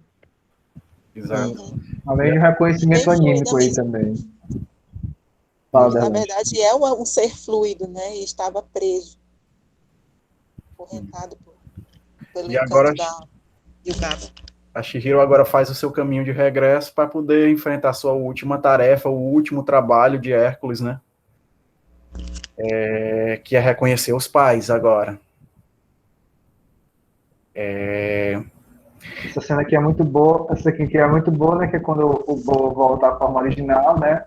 E agora, pela primeira vez, ele se vê como ser no mundo, né? Que ele agora não precisa mais da proteção da Yubaba. Né, que agora ele pode começar a caminhar e pensar por ele mesmo, né? E aí olha a cara do espanto, né? Como esperado da grande mãe devoradora, né? Mas quando é que você vai aprender a ficar de pé, assim? O espanto, né? A mãe já tá dominada, né? Tá assustada, exato. Sim, e uma coisa legal também é que ela transforma ele num rato, né? Você pensa, nossa, que coisa horrível, ela transformou ele num rato. Né? E às vezes a gente tem muito essa coisa de pensar, nossa, a mãe tá fazendo isso com ele, que coisa horrível. Só que, na verdade, ela tá sendo aquela mãe suficientemente boa de empurrar o filho pro mundo. Ela até fala, né? Não, isso aqui é para você ter mais liberdade. E ele mesmo diz isso. Ele fala, o bebê se divertiu muito com a Chihiro. Se você fizer alguma coisa com ela, eu nunca mais... Não gosto mais de você. Eu não gosto mais de você. Pois é, e é exatamente isso. Assim, às vezes a gente acha que essa coisa essa atitude da mãe empurrar o menino para o menino vai viver, vai... Às vezes as pessoas olham isso com um olhar muito julgador, tipo assim, nossa, que mãe horrível, né? Que castigo que ela tá fazendo, e na verdade Não, é uma bênção ali. Ele se divertiu, ele aprendeu a ficar em pé sozinho e muitas outras coisas. Tem outra coisa interessante também com relação a essa transformação do rato, né? O rato, originalmente, para a gente é um ser poluído, é um ser que traz doença, né? E que diz por muito bebezão também, né? Porque qual era o medo dele, né? Se eu for lá para fora, eu vou ficar doente, vou pegar germe, e o que é que vai ser da minha vida, né? Mamãe não vai gostar mais de mim, e aí eu não vou poder voltar para a mamãe, né? Aí ele vira, justamente porque ele mais desprezava, ele acabou se reconhecendo que não era isso tudo, né? É bem interessante a mensagem, né, deixada por ele aí. Exato. Aí agora ela vai para a última, tá? A Chihiro já está completamente integrada, né? Sim, ela faz uma comunicação não violenta agora, aí o Baba, ela chama de vozinha, e ela se assusta assim, vozinha. Aí aqui a Yubaba vai poder, não tão rápido, você não vai, vou deixar você levar seus pais assim, né? Você vai ter que completar a sua última tarefa, que agora é reconhecer seus pais, né? Pode passar. E ela viu, parece que ela percebeu também que ela perdeu aquela posição de soberania que ela tinha, né? Que aquela reverenda Yubaba, nossa, a bichona. Aí agora ela não é isso tudo, mas ela, vovó. Isso. Aí o Baba é um ser tão falho quanto os pais dela também, na verdade, né? Por ter feito aquilo com o bebezão. E ainda que a gente esqueceu de falar também, da cena que quando o bebezão desaparece, que ele vai viajar, e aí a Yubaba, cadê o meu filho? O que é que fizeram com o meu filho, né? Aparece o Raco, né, dizendo, vocês não estão percebendo, você não está percebendo que tá faltando alguma coisa, né? Que tá faltando alguma coisa. E ela estava mais preocupada com o dinheiro que ela tinha ganhado, né? Aí quando ela se toca que o que desapareceu foi o bebê, né? Ela desfaz a mágica da Zeniba, né? Aí o ouro vira cinzas. Né? O ouro vira cinzas. Barro, né? Não sei. É um barro. Acho que é barro. Vira um barro preto, né? E ela, né? O reconhecimento dela de que mais importava não era aquilo, né? Isso. Aí a Chihiro agora completamente já completamente integrada, já consegue identificar, né? Vai identificar aquele monte de porcos que está ali, ela perfeitamente sabe que os pais dela não estão lá, né? Então ela regressa-se, ela completa a jornada, enfim, a última tarefa dela, que é de reconhecer os pais dela. E é festa. Cadê? Próximo slide. O que eu até comentei, né? Assim, é interessante que esse momento, que eu achei a sacada muito boa do autor, né? Que os pais não estavam lá no meio daqueles porcos, né? Que ela exibe. É justamente isso que acontece também nesse reconhecimento da interior da Chihiro, né? Ela percebe, depois de todas as experiências dentro daquele mundo, que, na verdade, o que fazia ela se separar dos pais naquele momento não é porque ela não tivesse nada deles, não tivesse nada a ver com eles, mas é porque ela não entendia ainda o que estava acontecendo nela mesma, que afastava, né, ela dos pais. Quando ela começa a reconhecer todas essas falhas dentro dela mesma também, que precisava de mudanças, que precisava, né, se reencontrar nesse sentido, aí ela também reencontra a sua identidade e percebe o quanto ela tem dos seus pais, né?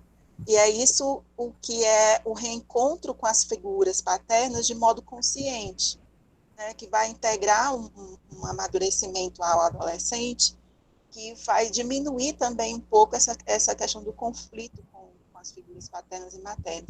Ao mesmo tempo, ele se torna independente, vamos dizer assim, termos, né? Ele se torna um indivíduo, ele se percebe como um indivíduo, mas que o fato de possuir algo dos pais não faz dele também um mini pai, um mini mãe, ou de ficar preso ao mundo dos pais, né, como na infância. Então, é isso que se mostra nesse momento. Então, ela não identifica os pais ali, é porque ela vê, não, eles não funcionam nesse sistema, eu estava enganada a respeito deles, e eu tenho muito mais deles em mim, que me fazem ser quem eu sou, e eu sei que eles não estão aqui, porque agora eu também sei quem eu sou. Isso. Então, é isso que eu acho muito legal nesse final. Isso. Já fica essa outra mensagem também, né? A gente não pode se definir pelos nossos pais, né? A gente tem que ter esse nosso reconhecimento na vida, né? Vão fazer parte de nós, mas não é o que a gente é. Uhum. Aí que vem a passagem da Chihiro de volta ao Maseka, e ela vai fazer esse caminho de regresso, e o Haku transmite aquela mensagem para ela, que ele diz que remete inúmeras outras histórias, inúmeros outros mitos de que vá e não olhe para trás. Sim. Né? Uhum. A gente até mencionou o mito de Orfeu, né? Mito de Orfeu tentou Orfeu. trazer Eurídice de volta Na do Bíblia, inferior, mas não conseguiu porque ele olhou para trás, né? na Apesar Bíblia, de É de simbólico, Ló, a na gente Bíblia, né? Ló, não é isso? Que não me recordo. É, a tem o mulher Ló de Ló. também, que a esposa virar a estátua de sal, né?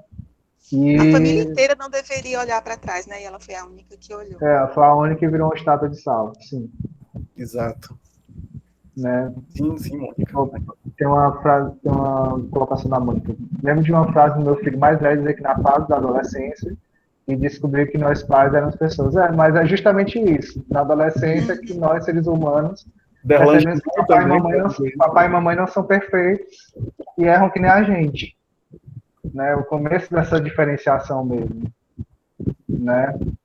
E aí, voltando um pouquinho para a questão do Orfeu, né, só para concluir o raciocínio, esse olhar para trás, né? Foi outra coisa que a gente colocou, né? Se olhar para trás é justamente para resistir à tentação de a gente não voltar à nossa antiga vida, né?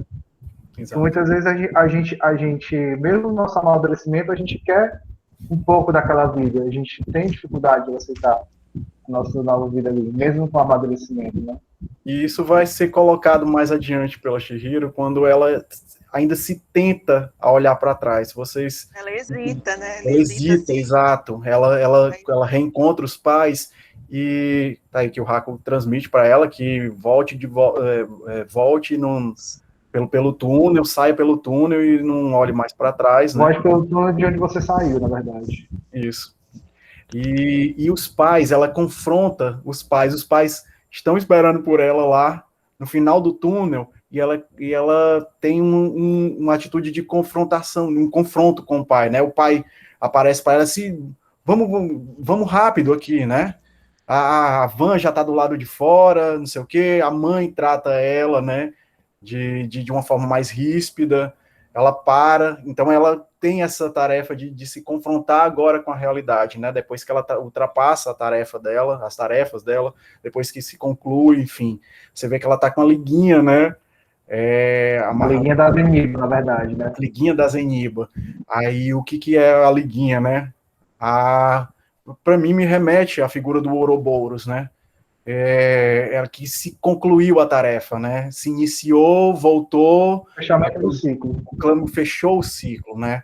Tanto que quando ela é tentada, quando ela sai do túnel, quando eles já vão regressar, o pai encontra o carro completamente sujo, o pai se assusta.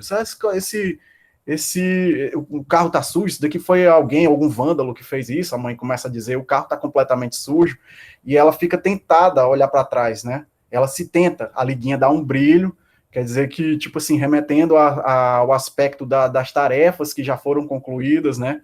E remetendo também ao aspecto do eterno retorno, né? E ela hesita com relação a isso daí e não olha para trás, ela se lembra, né? E a Chihiro está com suas tarefas completamente concluídas e está diante da vida que se desperta diante dela agora. Inclusive aceitando o processo de mudança também. E ela chega a falar também que a água, né, ela olha lá, até no slide anterior que vocês colocaram, né, ela fala, a água foi embora, né, ou seja, aquela inundação toda ali já passou, né, agora ela não está mais invadida por aquela ruma de conteúdos inconscientes, né. Tá certo, Vitor. Tá certo, Vitor. Boa noite aí, viu, cara? Muito obrigado pela presença. Tá certo. E você salientando, né, Alex, do carro sujo, né, ela confrontando os pais, aquela história como você falou, do eterno retorno. As coisas aquele ciclo se fechou, o outro se abre, e os novos desafios aparecem, né? Aí vamos encarar o mundo de sujeira, um mundo de desafios, um mundo de confrontos de novo. Só que agora ela está mais preparada um pouquinho, né? Mais um pouquinho. Né? Agora ela conseguiu ultrapassar. É o início do caminho da individuação dela, mas ainda falta muito chão. Então é começando, né? Tudo de novo. Exato. Então, cadê o próximo slide? Eu acredito que isso seja fim. Sim, é fim de apoio mesmo, né, gente? A gente quer abrir aqui para perguntas, se alguém ainda tiver. Ou comentários. Sobre comentário, o que vocês acharam da apresentação. E aí? O espaço agora é de vocês.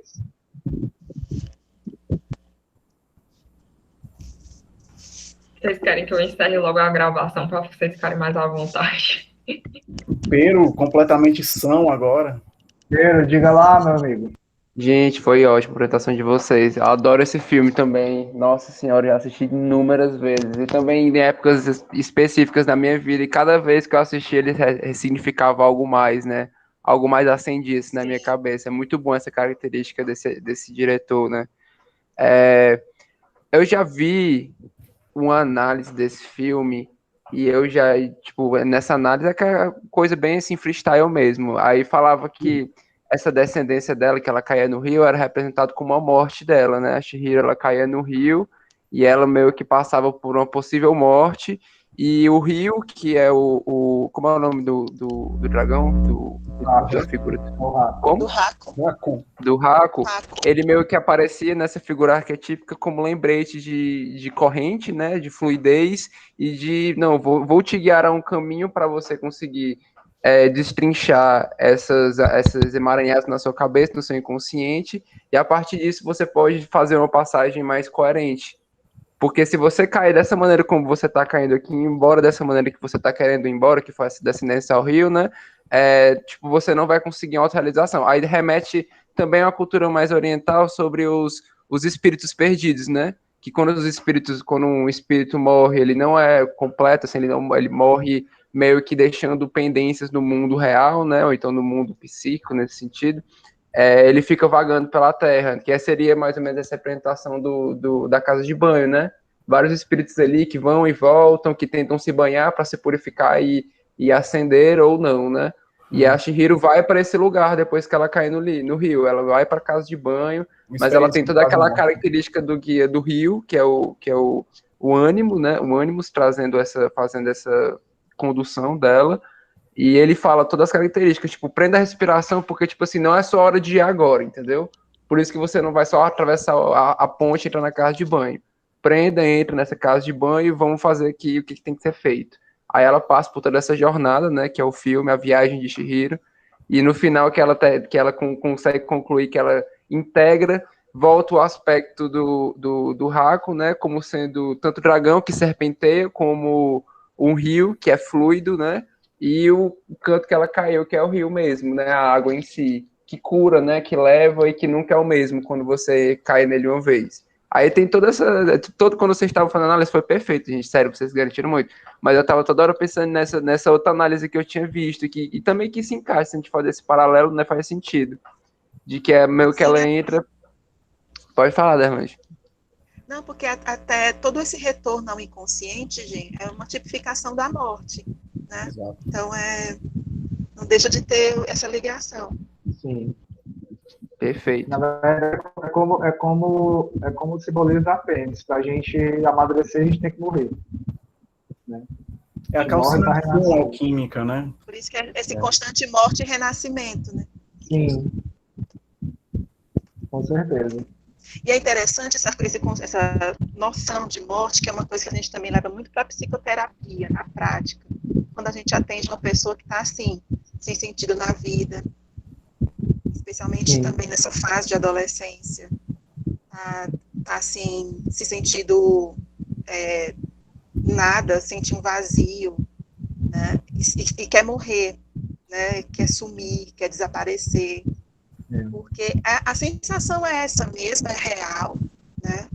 E tem essa ligação com a morte, mas ela não entende isso simbolicamente, ela entende como algo real, como algo que precisa acontecer de fato. Mais concreto, na verdade. Exatamente. Então, a gente, como terapeuta, precisa ajudar a pessoa a interpretar isso simbolicamente, porque é esse tipo de morte e renascimento que ela precisa experimentar. E o renascer simbolicamente. Perdi as contas de Pode falar, Dani.